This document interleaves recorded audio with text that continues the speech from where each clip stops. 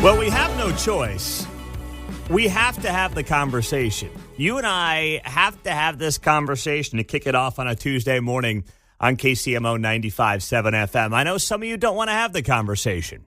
I know some of you are hesitant to jinx something by having this conversation, but it needs to be had. Good morning. Happy Tuesday. Glad you're with us on KCMO.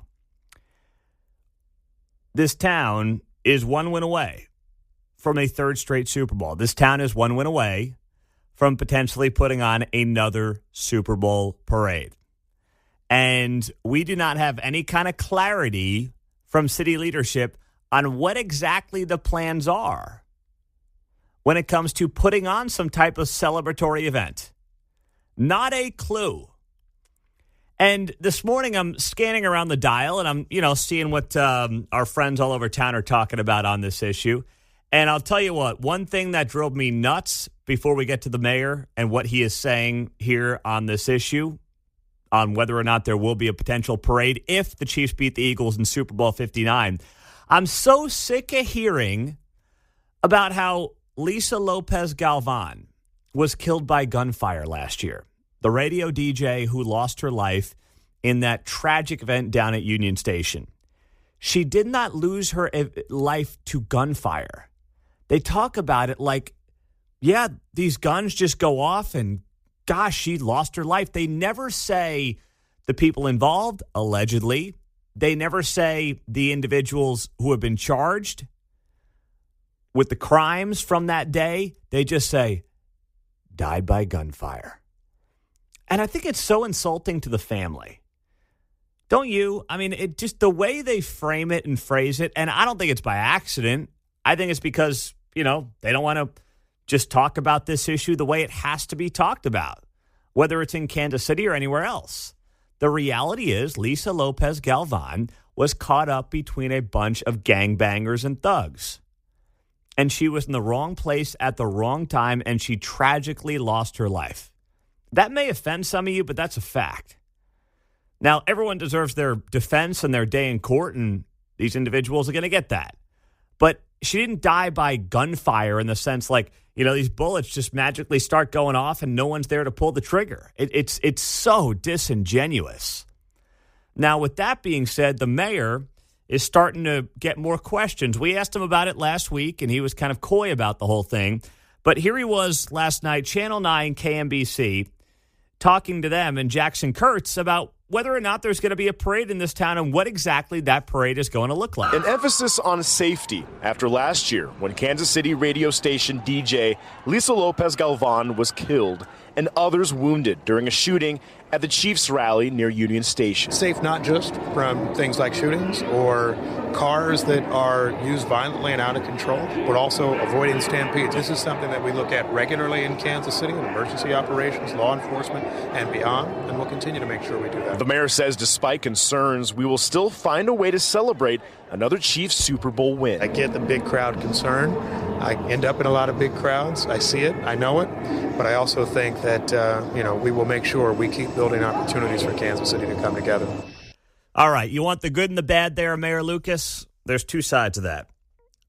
The good is I appreciate him saying we will find ways to celebrate big events in Kansas City. We should. We can't be scared off by a bunch of thugs and gangbangers who are bringing their weapons to events, family-friendly events, and shooting these weapons at each other willy-nilly and getting other people caught in the crosshairs. We can't live in fear. We shouldn't live in fear. We say that all the time as Americans, right? Whether it's in the wake of a tragedy like 9/11 or anything else. You cannot live in fear because then the bad guys win. So I appreciate Mayor Lucas doing that. Somebody who was like super woke might be like, well, the Missouri gun laws are so loose, we just can't possibly put on a parade because we don't know how to stop people from possibly committing crimes due to those loose, lackadaisical gun laws in the state of Missouri. Oh, please stop. So I'll give him that. On the other hand, can you give us an answer, please? What are you doing, potentially?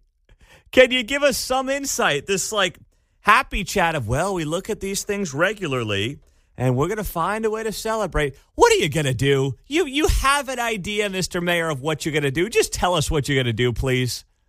You were mentioning something there. I thought of cause and effect. If there are loose gun laws, is that what is causing loose prosecution? Yes. That's exactly right. That's obviously something that does not get factored into the equation nearly enough. Perhaps some of the individuals might not have been able to attend the rally last year. That's true. Possible. That's true. It's entirely possible that if you get the bad actors off the streets, they're not hanging around with, a million of their closest friends in Kansas City, potentially causing trouble down at Union Station. That's entirely possible. I'm glad you brought that up. So with that, I ask you, and you can just text in at 913-408-7957 as we started on a Tuesday morning here on KCMO. If the Chiefs do win, and I know some of you are screaming, don't jinx it. Stop, okay? We're all adults here. We're all big boys and girls. If you haven't gone in the past, would you go? If you have gone in the past, would you not go? Because of what took place last year. I have not been down for one of these because I'm always on the air in the morning, and I can't be on the air till 10 o'clock and then try to get down to Union Station. It's just impossible to do. So I have not had the opportunity to do that. I would love to, but I would have to do the show down there. And we have stringers who are down there for these Super Bowl parades, and the reception absolutely stinks. And honestly, at 6 a.m., I just end up talking to myself anyway. So there's no point in me being down there. There's no one for me to really talk to at that time of the morning down there. So, but if you have gone down there before, if you're someone who has done that, are you at the point where you say to yourself, you know what, I can't go again? Text line is 913-408-7957. This on the text line, Pete, I would never let the SOBs win. I'll be there if the Chiefs win. See, I love that attitude. Show some RESPICT. That's the kind of attitude that we need to have. A lot of people are like, I'd never go down to Kansas City. I would never do it, please. You go down for major events at T-Mobile at night. I would gather that going down to T-Mobile Center at night, which has not ever really felt dangerous to me at all, it hasn't. Scott Fawn and I were talking about this yesterday. Yeah, I was going to bring that up. I'm glad you did. Yeah, I mean, I don't feel dangerous. I don't feel scared walking around downtown Kansas City. And Scott Fawn of the Missouri Times said as much on the show. I don't feel unsafe doing that. And that's probably more unsafe than being at Union Station in the middle of the day with every single cop in the metropolitan area seemingly right around you. They had 800 police officers down there last year, and they still couldn't prevent this from happening.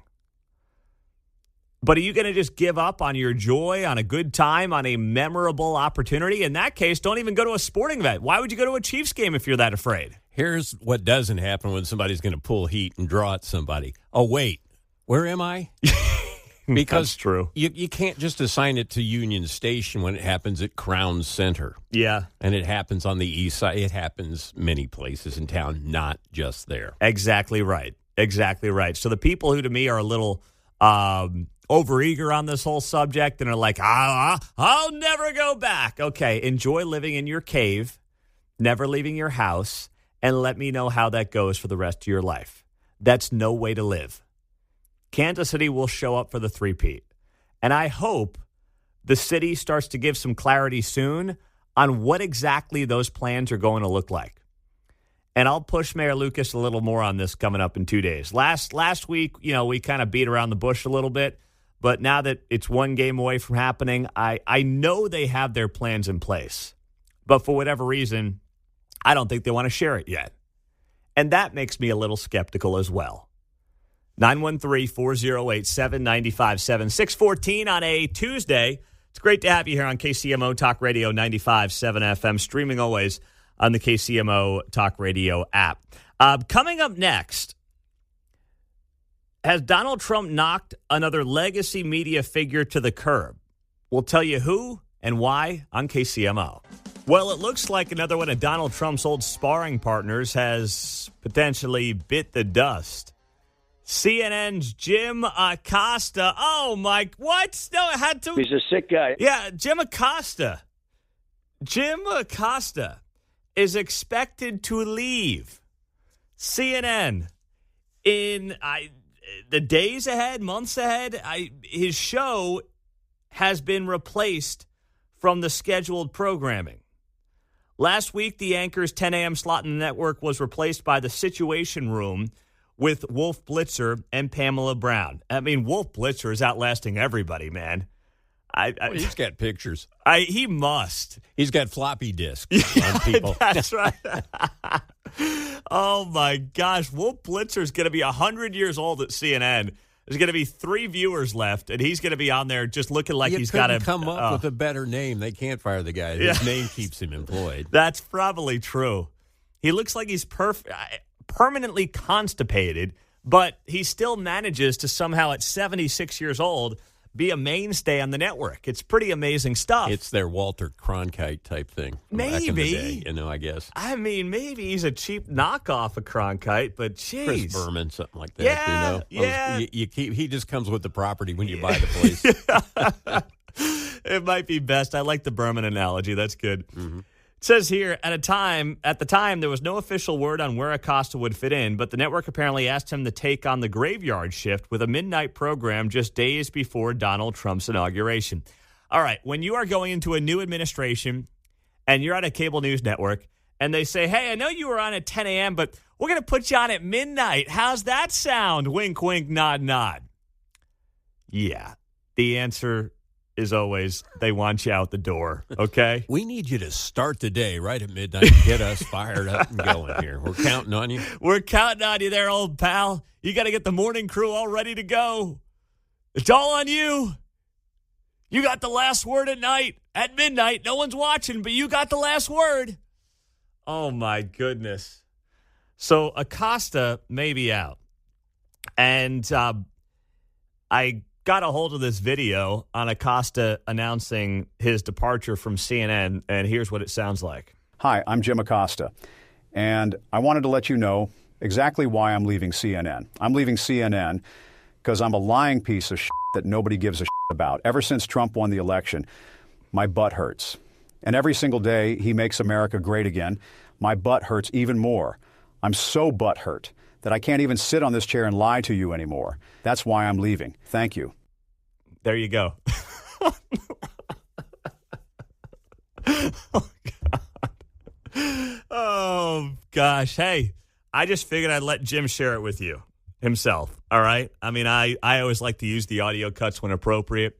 And for those of you, wink, wink, nod, nod, yes, that's AI, but you know what? It's pretty damn funny, is it not?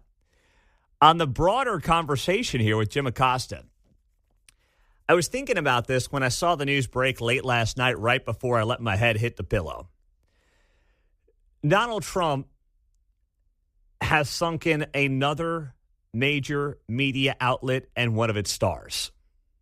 Donald Trump has gotten the last laugh with some of these individuals who spend 4 years trying to, figuratively speaking, take him out. Not literally. Sadly, there are people who did that, but figuratively speaking, take him out.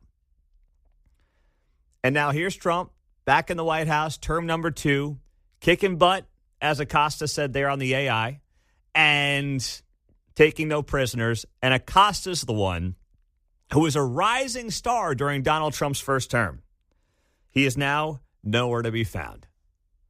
They tried to give him the graveyard shift, and now apparently he is just going to be out. And what's interesting to me, too, and I was thinking about this angle as well last night. You know, there are those who are on the right side of the aisle who leave major media networks and keep their stardom. Tucker Carlson. Remember that big show he did here in Kansas City back in September? Packed the T-Mobile Center. He's got his podcast and his YouTube channel that is doing, bonkers numbers. Got one of the top podcasts on Apple and Spotify. He's, okay, fine, he doesn't have the Fox platform, but he has not lost his popularity. When you're packing arenas in Kansas City and elsewhere, you're doing pretty darn well. That's Tucker Carlson right now with his own network. Meantime, you look at some of these people on the left side of the aisle in media, and they go away, and for the most part, nobody really ever hears from them again. Don Lemon. Remember Don Lemon with CNN? He tried to do his own little thing, and now no one's really hearing from the guy. No one knows where he is or what he's doing. For the most part, on the other side, they are not able to develop their own brands and operations once they don't have the backing of a major media conglomerate behind them. 913-408-7957. I know John in Independence is all torn up. So what's up, John? You going to be okay with this Acosta news? Oh, I'm going to be I don't know how I'm going to be able to take care of myself here. You're telling the story, and it reminds me of that second Ron Burgundy movie where they had their midnight shift show on the cable, and they are on there smoking crack. Maybe that's what Acosta should do, go on there and smoke some crack to jump his ratings up. Well, you know what? You might have given him that idea one day too late because it sounds like he's out of a job. Oh, well, maybe he can go hang out with Don Lemon. Yeah. I mean, the difference is Don Lemon got paid to hit the road. He got $20 million to go away. Could you imagine having to pay Don Lemon $20 million to not work? Getting paid for failure. That's just that's the American dream.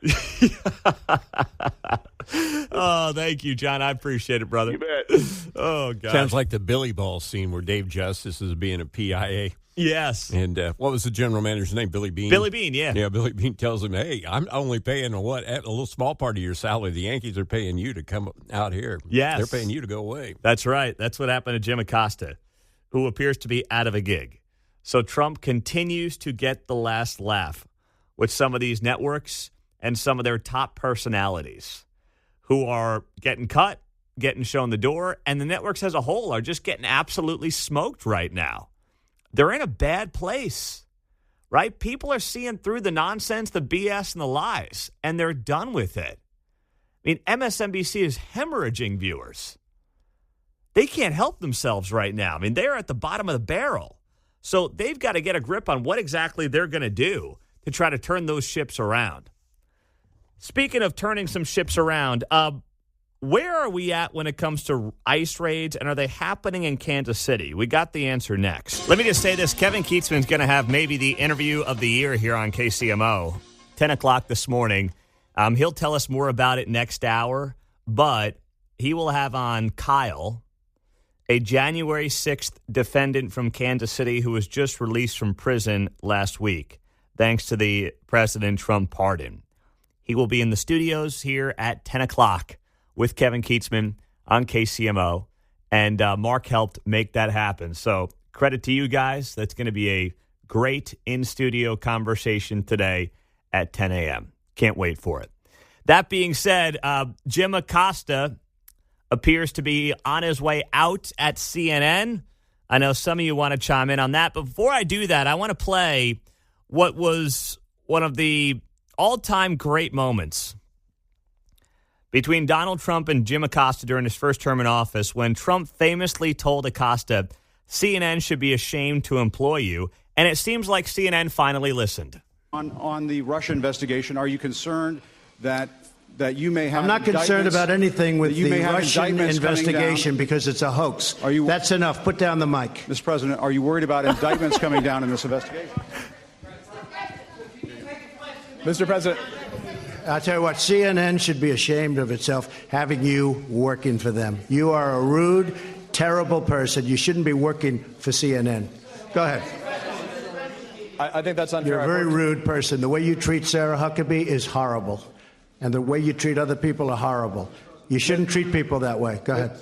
Go ahead, Peter. Go ahead. In Jim's defense, I've traveled with him and watched him. He's a diligent reporter who busts his butt. Well, I'm not a big fan of yours either, so I understand. To be honest. So let me ask you a question, if I can. You repeatedly said you aren't the best, Mr. President. You repeatedly over the course. Okay, just sit down, please. Well, when you report fake news, when you report fake news, which CNN does a lot, you are the enemy of the people. Go ahead, Mr. There you go. That was Trump just admonishing Acosta during his first term in office. And then little Peter Alexander from ABC steps up and goes, hey, Jim's a good reporter. I'm a fan of Jim's. Trump goes, I'm not a fan of yours either. Man. Sarah Huckabee Sanders has sure moved up since then. Yes. Sarah Huckabee Sanders is now the governor of the great city of Arkansas. So how about that? Jim Acosta on the way out the door. Michael in Kansas City, what's up, buddy? Hey, what's going on? It's a great day to be American and a Chief. That's right.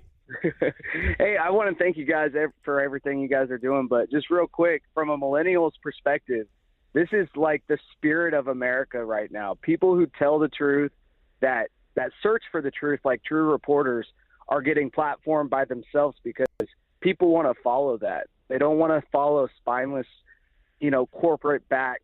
Excited. Yeah, me too, man. Although I had to dump you. You can't say that word on the air. Oh, crap. I'm sorry. Yeah. Shoot. One of those guys. Yeah, that's okay, man. Hey, I appreciate the intimate conversation. I know you think no one's listening, but we have FCC rules we have to abide by. Hey, totally understand, and I apologize about that. That's all good, Michael. Hey, what is your go-to outside of this radio station, which we appreciate you being on, as a fellow millennial? What is your go-to news source then right now? Podcasts, anywhere from Tucker Carlson to Joe Rogan. I try to go other places as well, but mainly just local radio, which is on here with you guys, and then I get my information from all over the podcast world. So very good. Well, we're glad you're here there, Michael. Appreciate you, my man. Yes, sir. Thank you, guys. All right. See you later. There you go. See, he thought he was on the Joe Rogan show where he could just say whatever he wanted there, John. But, we can't be saying some of those words. I get lulled into that watching YouTube sometimes. Yeah. But I can just imagine where you get this string of obscenities where you utter one for saying a previous one, and then another one comes up because you just said the second one. Yeah, exactly. And the chain never ends. It's like I told Mark, I said, hey, I've got this Jim Acosta AI clip, but I need you to make sure you edit it properly. Hi, I'm Jim Acosta, and I wanted to let you know exactly why I'm leaving CNN. I'm leaving CNN because I'm a lying piece of shit that nobody gives a shit about. Ever since Trump won the election, my butt hurts. And every single day he makes America great again, my butt hurts even more. I'm so butthurt that I can't even sit on this chair and lie to you anymore. That's why I'm leaving. Thank you. Thank you. Thank you. Thank you, Jim. Hey, you know what? Thank you. Thank got you. The bleep over here. There you go. Mark's an expert on the bleeps. Nice job there, Mark. Well done. So if Jim Acosta was going to do any reporting, you got to imagine how he would be covering some of these ICE raids that are happening, right? Well, right now, what you're seeing from the administration is you are seeing them go after the worst of the worst. You're seeing them go after people who are here illegally and also who have committed crimes while being in the country illegally. There is zero sympathy for anybody who fits this criteria. You would have to be insane to sit there and say, I don't agree with this. I think this is wrong. I don't think there's a large portion of the population that does feel that way, but that portion of the population is louder than you would think based on the percentage that they represent. So where are these ICE raids actually happening? Well, right now, they're not in Kansas City. It doesn't mean they won't be in Kansas City, but the major cities where the arrests have unfolded over the last week, and by the way, the number of people arrested by ICE since the inauguration is about 2,700. That's the number right now. In Chicago, there were a bunch of illegal immigrant crackdowns and arrests on Sunday. Border Czar Tom Homan was there to monitor those efforts. They're going after the biggest sanctuary cities. Chicago, Los Angeles right now is front and center. The LA Office of Homeland Security Investigations and the DEA said they were working with partners to conduct law enforcement operations in accordance with the Trump administration's immigration priorities. You've got Phoenix, the Office of the DEA, saying on Sunday it was working with the Department of Justice and Homeland Security with their immigration efforts. San Diego, Denver as well. The DEA's Rocky Mountain Field Division executed a search warrant at a makeshift club in Denver and arrested numerous individuals associated and connected with a Venezuelan gang, TDA. That's the name of the gang. 49 people inside the location, 41 were illegal. Miami, raids unfolding down there over the weekend. Atlanta, various cities across the state of Texas, Dallas, Irving, Arlington, Fort Worth. Some of the targets there. So that's the bulk of where this is happening right now. It doesn't mean it's not going to happen in Kansas City, but listen, our problem is much smaller than what they're dealing with in some of those major cities. And this will do nothing but kick out really bad people from the country and will also keep America safer, not just from crime, but also, these people are dealing drugs. These drugs are now laced with fentanyl.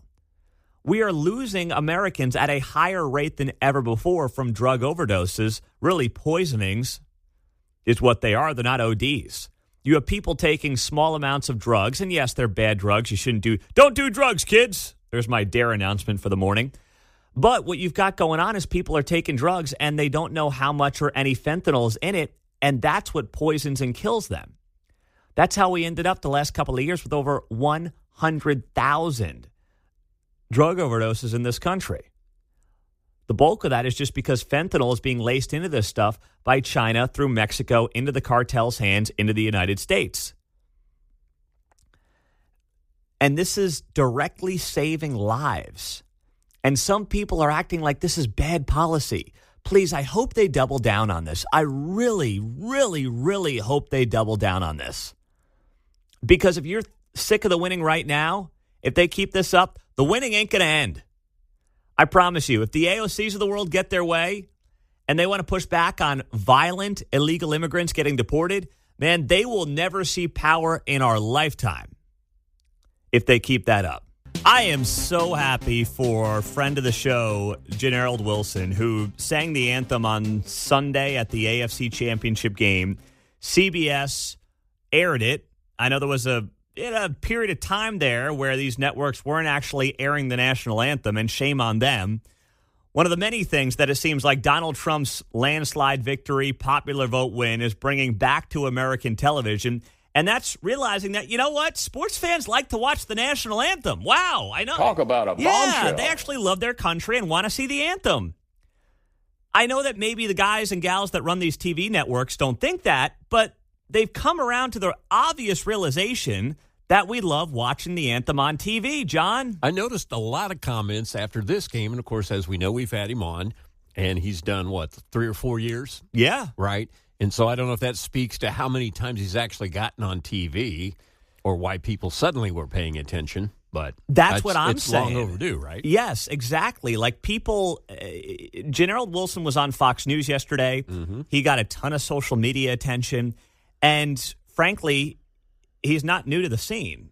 Right. He did the national anthem at the Villanova UNC 2016 March Madness National Championship. Like, he's been around for a long time doing this. He's done multiple AFC Championship games for the Chiefs. Right. But it feels like because CBS aired it, people saw it. Maybe they haven't typically aired the anthem in the past. All of a sudden, they're like, whoa, who's this guy? Here's what Pat McAfee said on his show on ESPN yesterday about Generald Wilson. And now let's go to the AFC Championship. The Buffalo Bills taking on the Kansas City Chiefs yesterday. Josh Allen versus Patrick Mahomes. Another absolute thriller. It started with the national anthem.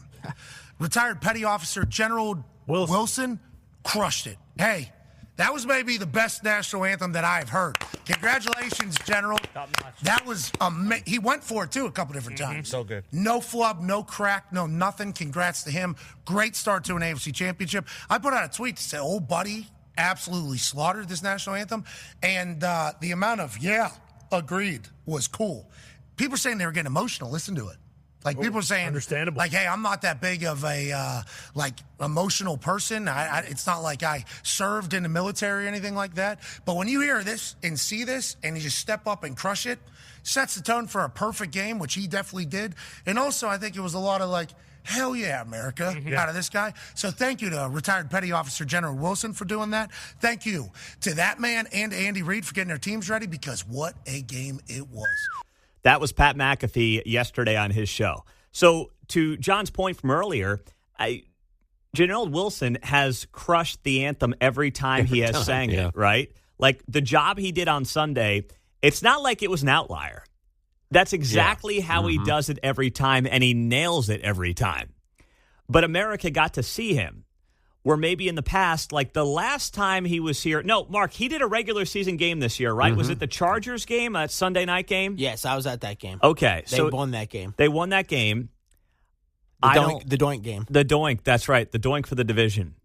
I don't remember whether or not that would have been Sunday Night Football. NBC aired it. NBC, I'm going to say probably not. No, I don't recall it. But I'm always scurrying around the house when, the That's beginning. true. But they don't typically, I don't think. They don't typically. We've got to run Collinsworth or whoever's mouth there at the beginning. Then it was last year in 2023, he sang it Monday night before the Eagles game in November. Monday Night Football, November of 23 is when he sang it. And it's ESPN, so they probably didn't air the anthem either. So for a lot of these national folks, this was their first time seeing potentially Janelle Wilson do an anthem in front of the Arrowhead faithful.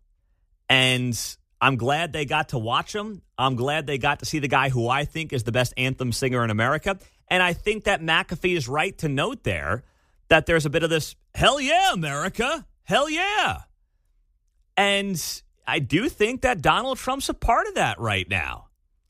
And I started watching the game last night since I was at it. I started watching it last night on replay. I had it DVR'd. And even watching it back, I've seen it on social media a dozen times. I mean, that is a hell of a way to set the table for a game.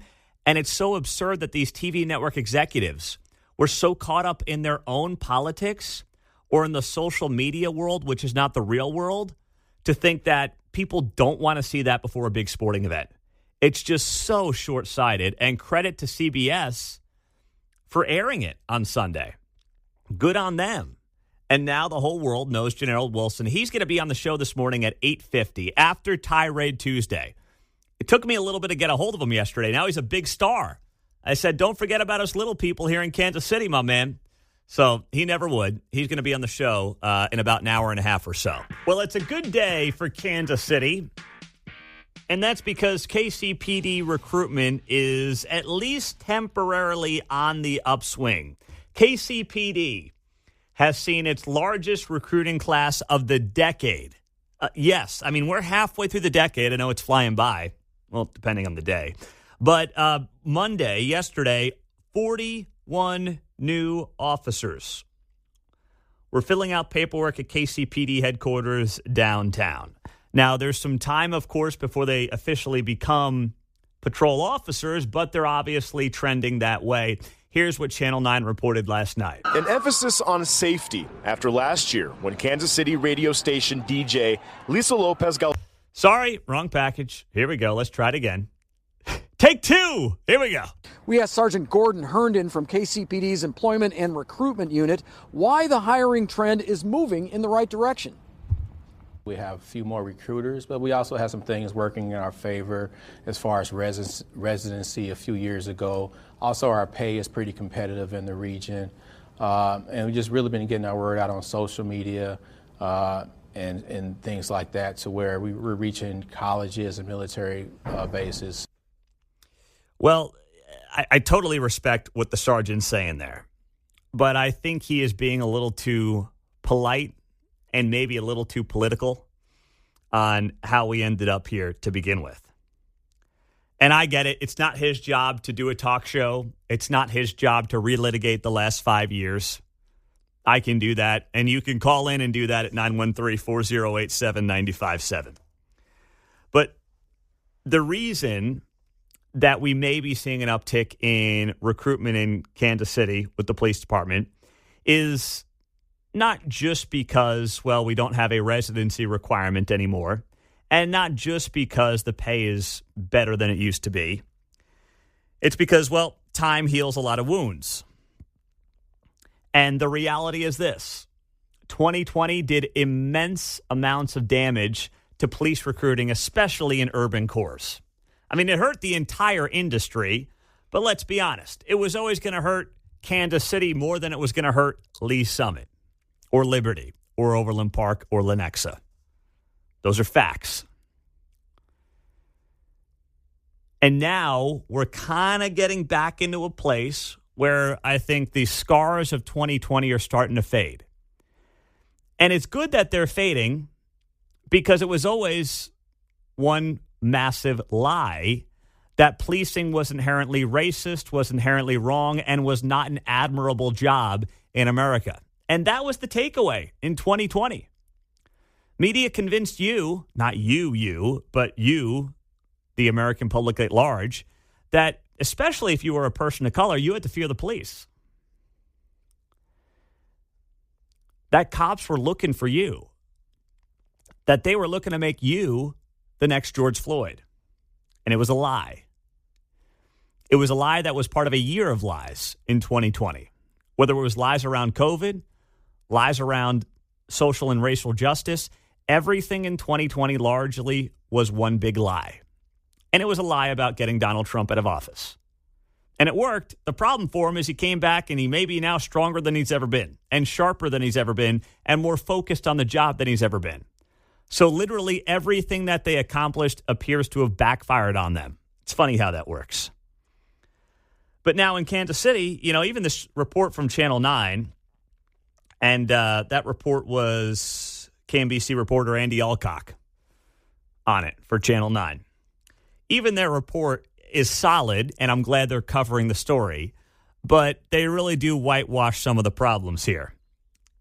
On KMBC.com, in that package I just played, they write, the department is still in the process of recovering from a pandemic-era issue when there were no recruiting classes from 2019 through 2021.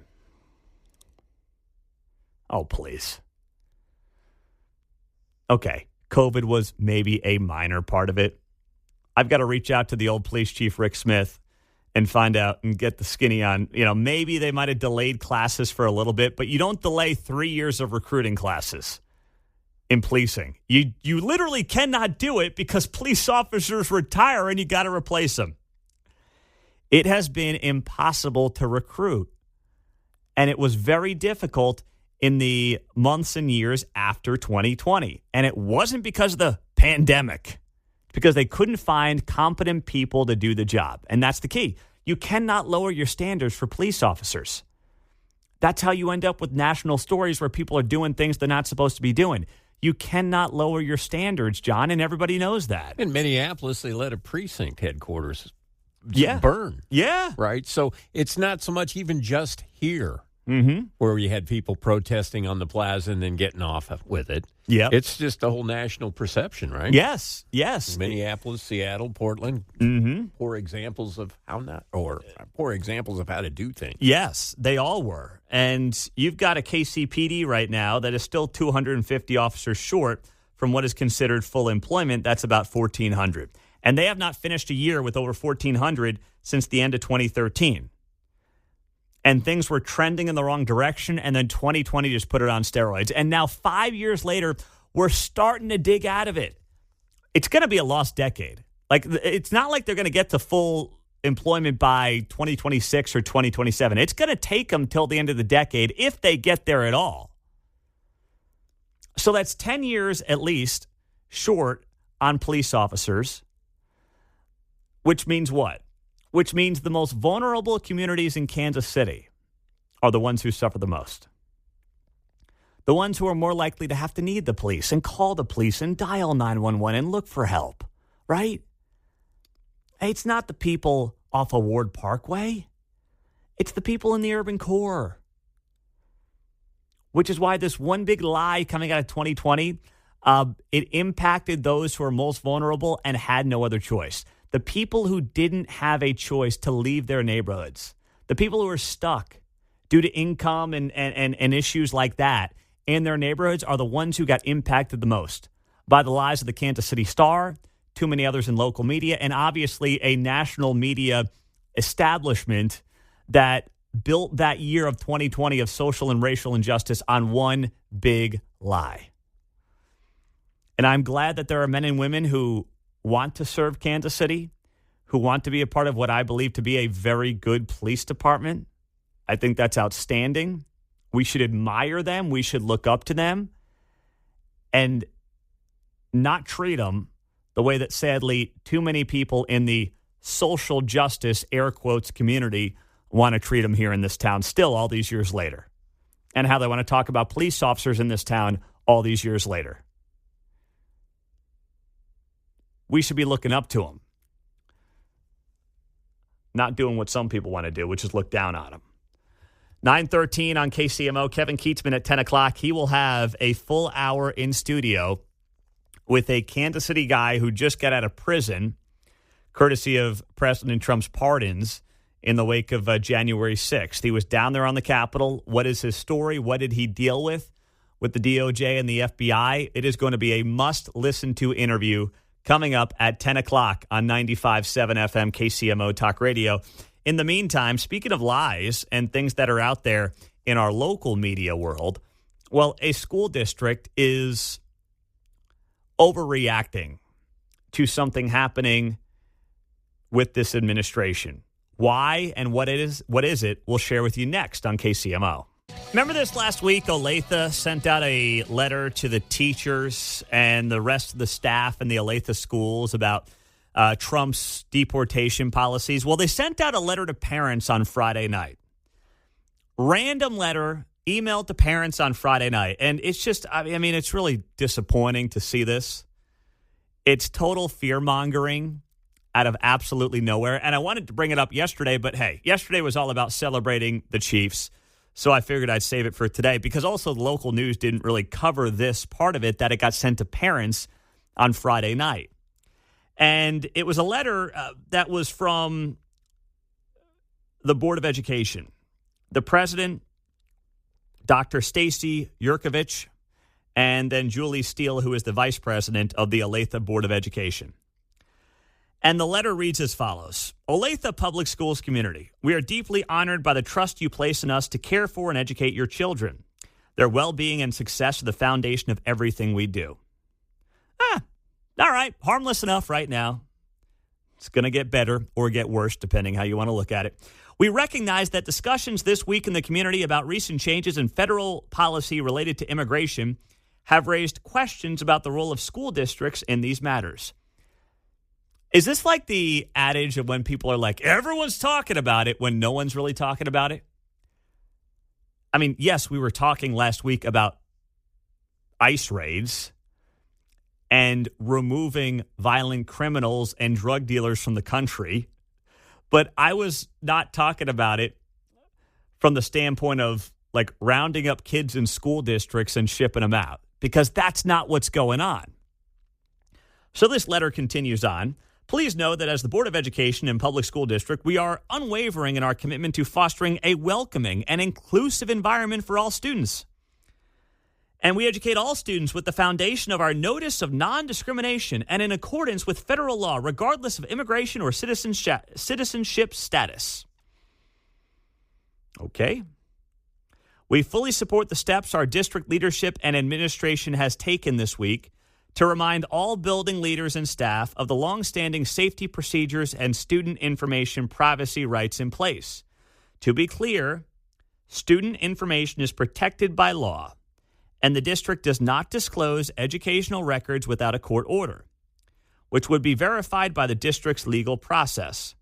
In addition, no visitors are admitted to district buildings without presenting valid identification, and enforcement agencies are not admitted without first consulting with our district's Safety Services Department.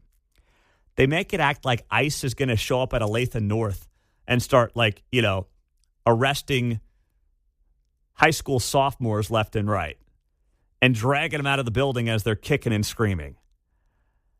This is such a bunch of virtue signaling BS from the Olathe Board of Education. And this is why you need to vote on your school boards. This is why, and there was a great push right after COVID when parents were fired up about their kids having to wear masks. But let's be honest, we have short-term memories. You and I saw the results, was it last year? I guess it was 23 in some of the local school board elections, like Blue Valley did not go as many people wanted it to go. Suddenly people forget.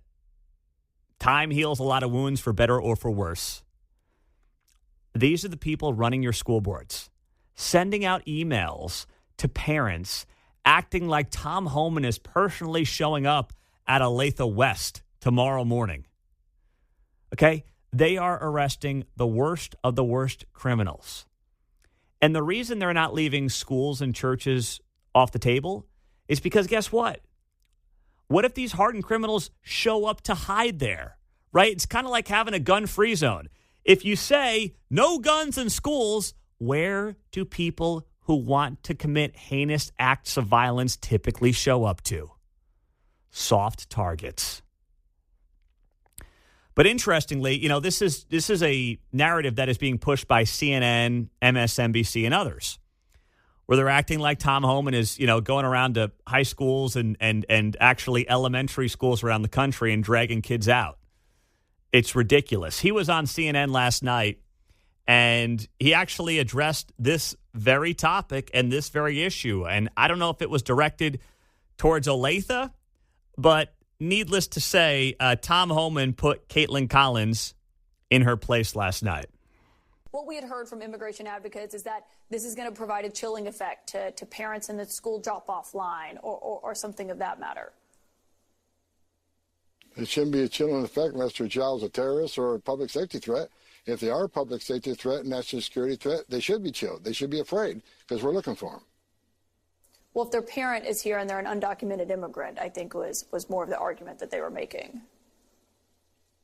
They're not off the table either. I mean, they're in the country illegally, they got a problem. I mean, it's not okay. Look, it's not okay to enter this country illegally. It's a crime. And that's the way it's supposed to be. I wouldn't feel comfortable if I'm in Switzerland illegally.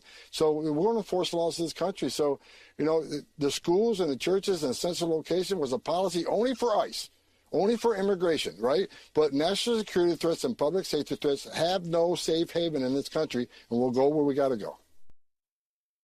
Public security threats have no safe haven in this country. That's the message from Tom Homan.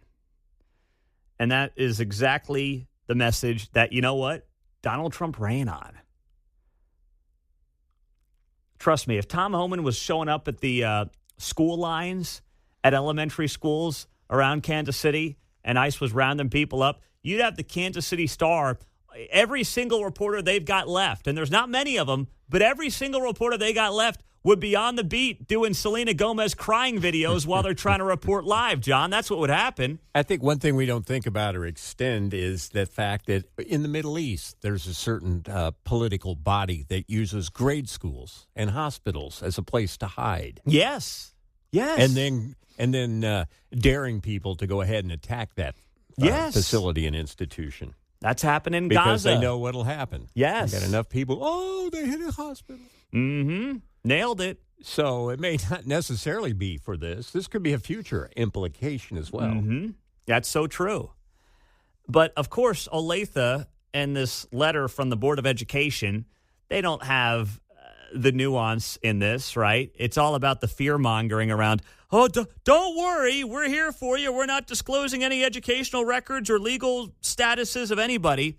Okay, ICE has the information they need.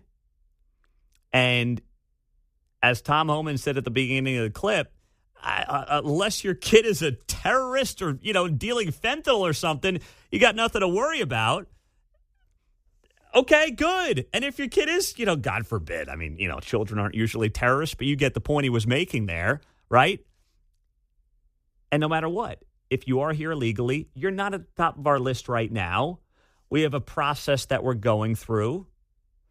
But it still just amazes me that what Barack Obama said 10 years ago, if you are here illegally, you got a problem, is now viewed as, oh, my gosh, Donald Trump. Oh, man. Oh, how dare you? Are you kidding me? It's freaking comical at this point. But because it's Trump, it's always different. Obama deported 3.2 million people, more than any president's ever done. But don't talk about that.